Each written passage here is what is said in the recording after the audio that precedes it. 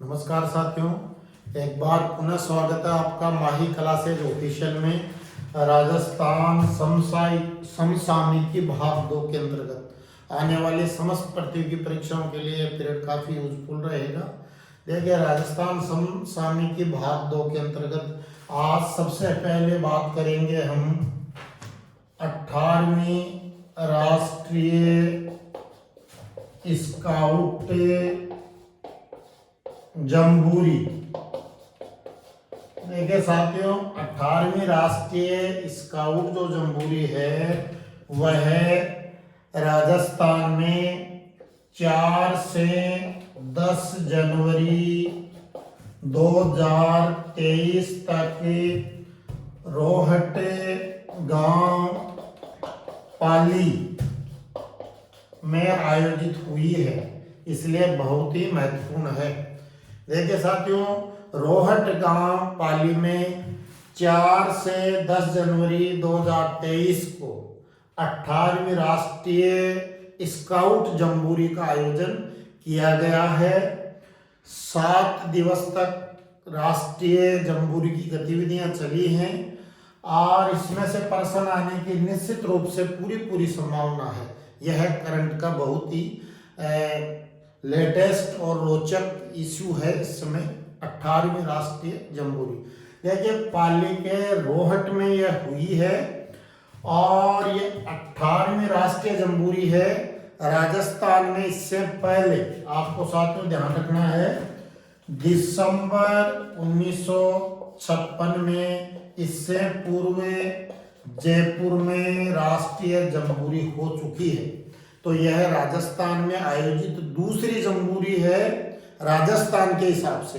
सबसे पहले राजस्थान में दिसंबर 1956 में जयपुर की जम्बूरी हुई थी। अब 18वीं राष्ट्रीय जम्बूरी के रूप में यह रोहट पाली में हो रही है और राजस्थान के आयोजन के क्रम में यह दूसरी जम्बूरी है। तो कुल मिलाकर 66 वर्ष बाद में राजस्थान को इस जम्बूरी को आयोजित करने का दोबारा मौका मिला है। तो देखिए, इस जम्बूरी में 35,000 से अधिक स्काउट और गाइडों ने भाग लिया है, जिसका उद्घाटन राष्ट्र की प्रथम नागरिक महामहिम राष्ट्रपति द्रौपदी मुर्मू ने किया है। और आपको याद रखना चाहिए, द्रौपदी मुर्मू भारत की दूसरी महिला राष्ट्रपति हैं जिनका निर्वाचन राष्ट्रपति के रूप में निर्वाचक मंडल ने 18 जुलाई 2022 को किया है। ये एनडीए जो नेशनल डेमोक्रेटिक अलायंस गठबंधन है उसकी उम्मीदवार थी। उन्होंने कांग्रेस और संयुक्त विपक्ष के उम्मीदवार यशवंत सिंह को चुनाव में हराया है। ये उड़ीसा से हैं और आदिवासी समुदाय की ये नागरिक हैं। तो प्रथम आदिवासी मुख्यमंत्री भी इनको हम कह सकते हैं, जो हमारे देश के लिए बड़े ही गौरव की बात है। उन्होंने इस 18वीं राष्ट्रीय जम्बूरी में उद्घाटन में इनके हाथों से उद्घाटन हुआ है, इन्होंने भाग लिया है। राज्यपाल कलराज मिश्र भी इसमें उपस्थित थे, आपको इस बात को भी ध्यान रखना चाहिए। और इसकी जो थीम थी इस 18वीं राष्ट्रीय जम्बूरी की, वो थी शांति के साथ प्रगति। और इसके लिए पूरा पाली के रोहट में पूरा गांव, अस्थायी गांव बसाया गया है। और उसकी जो डिजाइन है वो पाली के आर्किटेक्ट सुंदर सिंह राठौड़ ने उसकी जो है डिजाइन उस गांव की बनाई है। और काफ़ी महीनों पूर्व से ही अधिकारी और कर्मचारी सरकारी इसको सफल बनाने के लिए मिशन बोर्ड में काम पे लगे हुए थे। यह भी उल्लेखनीय है कि राज्य के संवेदनशील मुख्यमंत्री सम्माननीय गहलोत साहब ने बजट 2022-23 में इस जम्बूरी के आयोजन के लिए 25 करोड़ रुपए का बजट भी अलॉट किया था। ये भी आपको ध्यान में रखना है। देखिए, स्काउटिंग की बात करें तो यह एक प्रकार से मानव सेवा का, व्यक्तित्व के गुणों का विकास का और स्वयं की भावना से उत्पन्न भावों को सेवा के रूप में अभिव्यक्त करने का एक मिशन है। और ये इसका प्रसार है विश्व स्तर पर है। अगर स्काउटिंग के जन्मदाता की बात करें तो इंग्लैंड के रॉबर्ट स्टीफन बेडेन पावेल जो थे वो स्काउटिंग के जन्मदाता माने जाते हैं। और इसके अंतर्गत ये सिद्धांतों पे काम करती है। स्वयं की इच्छा से स्वयंसेवक के रूप में सेवा करना, बालकों में साहस के गुणों का विकास करना, उनमें एडवेंचर, पर्यटन और जंगल सफारी आदि के माध्यम से उनकी कलाओं को विकसित करना, उनकी स्वयं सेवा के गुणों को विकसित करना, मुख्यतः 3 सिद्धांतों पे कार्य करती है। ईश्वर के प्रति सेवा, दूसरों के प्रति सेवा और स्वयं के प्रति सेवा, जिसमें विभिन्न जो है आयाम बच्चों को सिखाए जाते हैं। राजस्थान में और भारत में तो शिक्षा विभाग के माध्यम से प्रारंभिक स्तर से ही विद्यालय स्तर पर स्काउट जो गाइडिंग है उसको शिक्षा की सही गतिविधियों के अंतर्गत बहुत ही ज्यादा महत्व दिया जा रहा है। ये भी आपको साथियों ध्यान रखना है। ये जो रोहट पाली में जो अभी जम्बूरी हुई है इसमें विविध राज्यों की झांकी सजाई गई, एक बहुत ही शानदार विश्व स्तरीय ग्लोबल नज़ारे यहाँ देखने को मिले हैं। इसमें जैसे रॉक क्लाइंबिंग है, लोक नृत्य प्रदर्शन है, जैसे शारीरिक प्रदर्शन है और पायनियरिंग प्रोजेक्ट है इत्यादि बहुत सारे गतिविधियां 7 दिन के अंतर्गत हुई है। और बहुत ही जोरदार और भव्य ये जो है रोहट पाली में 18वीं राष्ट्रीय जम्बूरी का आयोजन हुआ है। इसमें से प्रश्न पूछे जाने की पूरी संभावना है। इसके बाद में बात करते हैं साथियों मानगढ़ धाम। देखिए मानगढ़ धाम, देखिए इन दिनों समाचार पत्रों में ये स्थल बहुत ही चर्चा में रहा। दक्षिणी राजस्थान में राजस्थान और गुजरात के अंतिम छोर पर सीमा पर अवस्थित यह धाम जो है बांसवाड़ा जिले में है, जो माही नदी और सहायक नदियों का पेटा है। बांसवाड़ा जिले में ये मानगढ़ धाम है, यानी राज्य के दक्षिणांचल में एक प्रकार से गुजरात राजस्थान के डूंगरपुर बांसवाड़ा और गुजरात की सीमा के मध्य ये मानगढ़ धाम है जो पर्टिकुलर बांसवाड़ा जिले में पड़ता है। देखिए इस मानगढ़ धाम का एक अपना जीवंत इतिहास है। यहाँ 17 नवंबर ये जो तारीख है बहुत ही ऐतिहासिक है। आपको इतिहास, संस्कृति और करंट तीनों के हिसाब से इसको याद रखना चाहिए। 17 नवंबर 1913 को मार्गशीर्ष पूर्णिमा के दिन जो भीलों के, आदिवासियों के जन जागरण के, स्वतंत्रता प्रेम के, अपने अधिकारों के लिए लड़ने के लिए सिखाने वाले जो गोविंद गिरी हैं स्वामी, जिन्होंने संभ सभा की स्थापना की थी, उनके नेतृत्व में इस मानगढ़ की पहाड़ी पर 17 नवंबर 1913 को बहुत ही शांतिपूर्ण एक जो है आंदोलन हो रहा था। उसका लक्ष्य था आदिवासियों में शिक्षा की जागरूकता बढ़ाना, उनको शोषण से बचाना, सामंतशाही और जमींदारों के शोषण से उन्मूलन के लिए उनको प्रेरित करना, स्वतंत्रता और आज़ादी की भावना की अलग जगाना और अपने मूल अधिकारों की मांग करना। उसमें स्वामी गोविंद गिरी के नेतृत्व में शांतिपूर्ण सभा हो रही थी और जिसमें 30 से 40 हजार के मध्य जो भील आदिवासी, विशेषतः आदिवासी समुदाय के लोग एकत्रित थे। इसी समय क्या किया कि ब्रिटिश फौज प्लस देसी रियासतों की फौज ने उस पहाड़ी को घेरा 17 नवंबर 1913 को और तोप, गोलों, बंदूकों, बर्छों, तलवारों आदि से हमला कर दिया और निर्दोष निर्मम स्त्री, पुरुष, बच्चों, महिलाओं को, जो आदिवासी जो मासूम बच्चे भी, महिलाएं भी जिनमें शामिल थी, पहाड़ी को घेर कर जघन्य हत्याकांड को अंजाम दिया, जिसमें 1500 से ज्यादा जो हैं वो आदिवासी भील जो हैं बालक बालिकाओं, पुरुषों, स्त्रियों और जो नागरिकों का जो है वो बलिदान हुआ। और इतिहासकार जो हैं इस घटना को जो है जलियांवाला बाग से भी ज्यादा जघन्य निर्मम नरसंहार की संज्ञा देते हैं इसको। अब देखिए इस मानगढ़ धाम कोई मेहता को और हुए बलिदान को देखते हुए तत्कालीन सरकार ने 19 मई 1999 में, जब अशोक गहलोत मुख्यमंत्री थे, इन्होंने जो है इस स्थल को मई 1999 में शहीद स्थल का दर्जा दिया था। और उसके बाद में से ये विशेषतः प्रकाश में आया था ये जगह। और अब ये स्थल चर्चा में है क्योंकि इसी समुदाय के जो पढ़े लिखे युवक हैं, जो जनता है, उसके अलावा अन्य कम्युनिटी और जो आम नागरिक हैं, वो इस स्थल को राष्ट्रीय महत्व का स्मारक देने के जो है वो मांग कर रहे हैं। और इसके लिए वो ये कह रहे हैं कि राष्ट्रीय प्राधिकरण प्राचीन स्मारक पुरातत्व अवशेष अधिनियम 2010 के अंतर्गत सांस्कृतिक मंत्रालय भारत सरकार जो है उसको राष्ट्रीय महत्व का जो है वो स्मारक घोषित करे।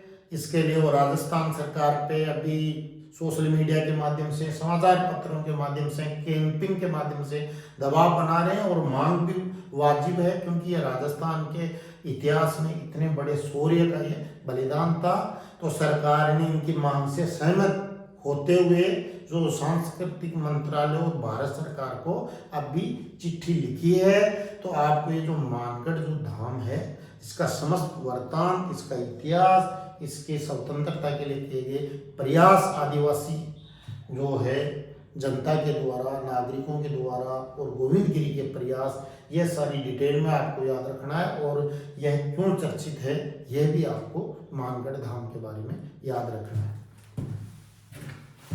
देखिए, इसके बाद में हम बात करते हैं कुछ और करंट अफेयर्स की राजस्थान के संदर्भ में।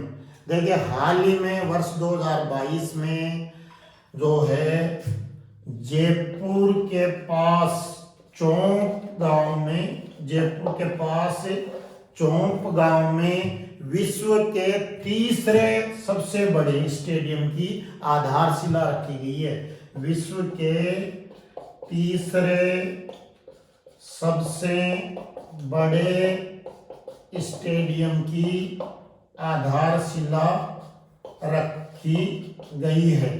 देखिए, यह विश्व का तीसरा सबसे बड़ा स्टेडियम होगा और भारत का दूसरा सबसे बड़ा स्टेडियम होगा। यानी विश्व का जो सबसे बड़ा स्टेडियम है वो भी भारत में है। वो कहाँ पे है? नरेंद्र मोदी जो स्टेडियम है अहमदाबाद में, जिसे मोटेरो स्टेडियम कहते हैं, विश्व का सबसे बड़ा स्टेडियम है। और अब विश्व का जो दूसरा सबसे बड़ा स्टेडियम है वह ऑस्ट्रेलिया में है, मेलबोर्न में। और जो तीसरा जो है वह है जयपुर में बनने जा रहे। चौंप गांव जो है यह आमेर पंचायत समिति के अंडर में जयपुर के पास चौमुख के पास की अवस्थिति लिए हुए है। यानी जयपुर शहर से थोड़ा सा 40 किलोमीटर दूर जो है आमेर पंचायत समिति के अंतर्गत ये गांव है चौंप गांव, जहाँ विश्व का तीसरा सबसे बड़ा स्टेडियम बनने जा रहा है। ये भी आपको ध्यान रखना है। देखिए साथियों, अभी अगले बिंदु की बात करेंगे कि बजट 2021-22 में राजस्थान में पर्यटन को बढ़ावा देने के लिए 2 नए पर्यटन क्षेत्रों की जो घोषणा की गई थी वो भी इम्पोर्टेंट है। एक तो शेखावाटी पर्यटन क्षेत्र परिपथ, शेखावाटी पर्यटन सर्किट या परिपथ, और दूसरा जो था वो गोडवाड़ पर्यटन सर्किट। देखिए, इस गोडवाड़ पर्यटन सर्किट के अंतर्गत पाली जालोर, पाली प्लस जालोर, बाड़मेर और सिरोही जिले को शामिल किया गया है। तो इसको इंपॉर्टेंट है गोडवाड़ शेखावाटी पर्यटन सर्किट। गोडवाड़ पर्यटन सर्किट के अंतर्गत पाली, जालौर, बाड़मेर और सिरोही जिलों को शामिल किया गया था। और इसके अंतर्गत जो है जैसे चारों जिलों के जो मुख्य पर्यटन स्थल हैं उनको एक सर्किट के रूप में विकास किया जाएगा। राज्य सरकार इसके लिए बजट उपलब्ध करवाया। राज्य सरकार ने पर्यटकों को इसकी ओर आने के लिए विशेष कैंपिंग चला के जोड़ा जाएगा। जैसे इसमें अपने बात करें तो पाली के जो सुमेरपुर में है जवाई बांग, जिसको कि मारवाड़ का अमृत सरोवर कहा जाता है। उसके अलावा जैसे जालौर में सुंधा जो पर्वत है उस पर रोपवे भी बनाया गया है, वो सुंधा माता भी है। तो ऐसे अलग अलग जिलों में अलग अलग जो पर्यटन स्थल है उनको एक परिपथ के रूप में सर्किट के रूप में जोड़ दिया गया है। राज्य सरकार ने बजट दिया है और पर्यटकों को आकर्षित इस क्षेत्र की ओर किया जाएगा।